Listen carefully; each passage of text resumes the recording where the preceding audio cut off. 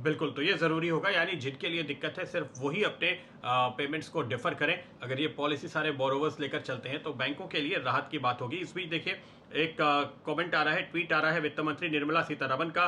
वो कह रही हैं कि वो गवर्नर शक्तिकांता दास के कदमों का स्वागत करती हैं, और जिस तरह से आरबीआई गवर्नर ने कहा है कि इस समय हमारी इकोनॉमी के फंडामेंटल्स 2008-9 के मुकाबले काफ़ी ज़्यादा मजबूत हैं, इस कदम का भी वो स्वागत करती हैं, और इसकी तरफ ध्यान दिलाने के लिए उन्होंने शुक्रिया कहा है। तो देखिए, ये सारे बयान इस समय रिएक्शंस आते हुए, तो एक इन टैंडम जिसको हम कहते हैं, पहले वित्त मंत्री कल और आज आरबीआई गवर्नर साथ में मिलकर के ये काम करते हुए। हमारे साथ मानस जायसवाल जुड़ रहे हैं। मानस, स्वागत है आपका। निफ्टी बैंक पे नजर डालिए। ऊपरी स्तरों से हम काफी करेक्ट हुए, लेकिन मुझे लगता है कि ये एक इंटरेस्टिंग लेवल था 19,700-800 के आसपास का, जिसकी बात सुबह हमारे एक्सपर्ट्स कर रहे थे, वहां आ चुके हैं।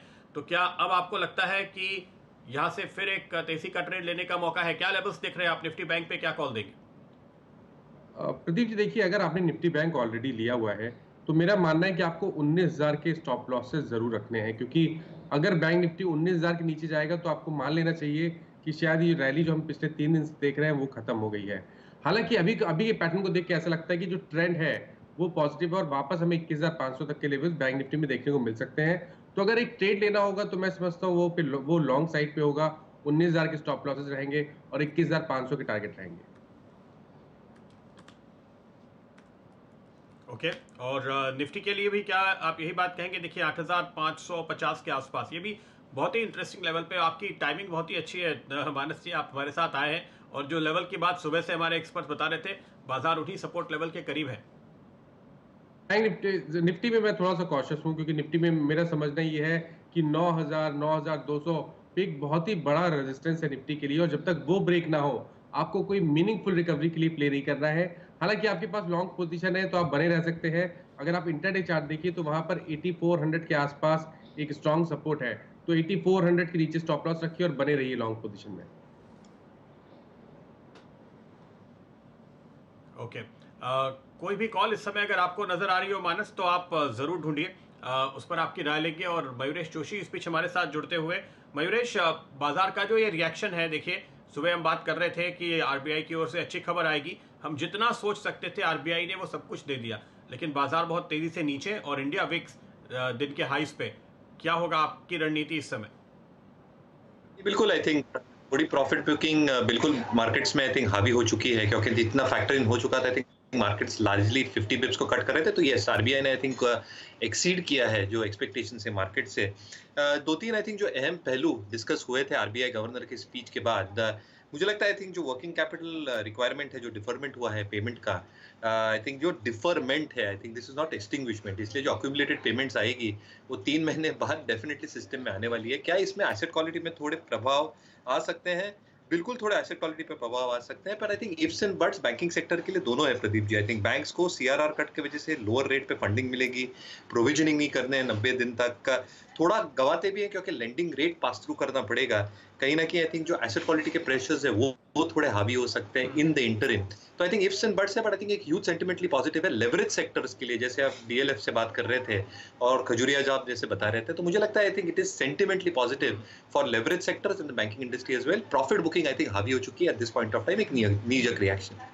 आप तो तो इस गिरावट में इस समय जो इंट्राडे करेक्शन आ रहा है, क्या आप बैंकिंग स्टॉक खरीदेंगे? मयूरेश जी, ये बताइए, आपकी क्या कॉल? कोई स्टॉक जिस पर आपकी नजर हो, और मानस आप भी एक स्टॉक ऐसा ढूंढ कर रखिए जिस पर आप नजर रखेंगे और एंट्री लेना चाहेंगे या कोई ट्रेड करना चाहेंगे।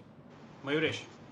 बिल्कुल प्रदीप जी, तो आई थिंक वॉच लिस्ट पे आई थिंक जो अच्छे क्वालिटी के बैंक्स है, जो फ्रंट लाइनर्स है हमारे वॉच लिस्ट पे, आई think banks like ICICI bank का आई थिंक प्रभाव 100% रहेगा, क्योंकि आई थिंक जितनी एक इम्पैक्ट आप देखना चाहते हैं शायद ये क्वार्टर और अगले क्वार्टर के नतीजे में आएंगे, बट रिवर्सल्स भी उतने ही फास्ट आएंगे फ्रॉम Q2 ऑनवर्ड्स।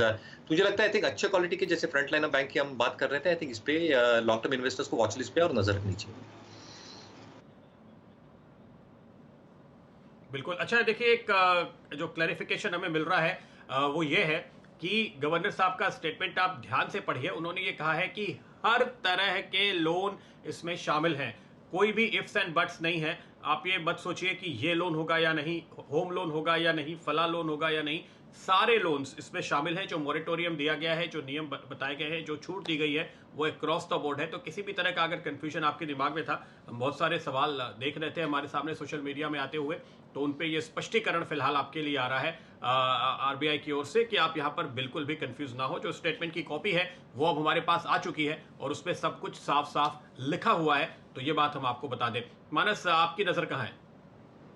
देखिए, बैंकिंग स्पेस में अगर एक स्टॉक खरीदना होगा तो मैं बाउंस बैक के लिए एक्सिस बैंक पे बेट लगाऊंगा, क्योंकि एक्सिस बैंक में अगर आप देखिए तो ऐसा लगता है कि शायद 300 325 एक स्ट्रांग बॉटम बन गया है। अभी हमने गिरावट देखी, लेकिन काफी पैनिक नहीं हुआ एक्सिस बैंक में पिछले करीब अगर आधे घंटे की गिरावट देखे तो मेरा समझना है कि एक्सिस बैंक को करंट भाव पे खरीदना चाहिए। 330 के नीचे स्टॉप लॉस रखे, हालांकि काफी बड़ा स्टॉप लॉस है, बट क्योंकि ऑलरेडी काफी वोलेटाइल मार्केट है इसलिए टारगेट भी बड़े होंगे, और मैं समझता हूँ कि इसके टारगेट करीब 450 से लेकर 475 के आसपास रहेंगे।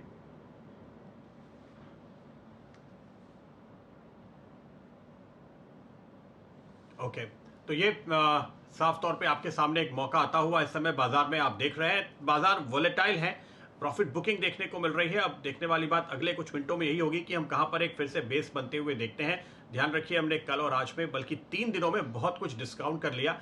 परसों से जब से नवरात्रि की शुरुआत हुई है, बाजार बहुत ही बुलिश मूड में है।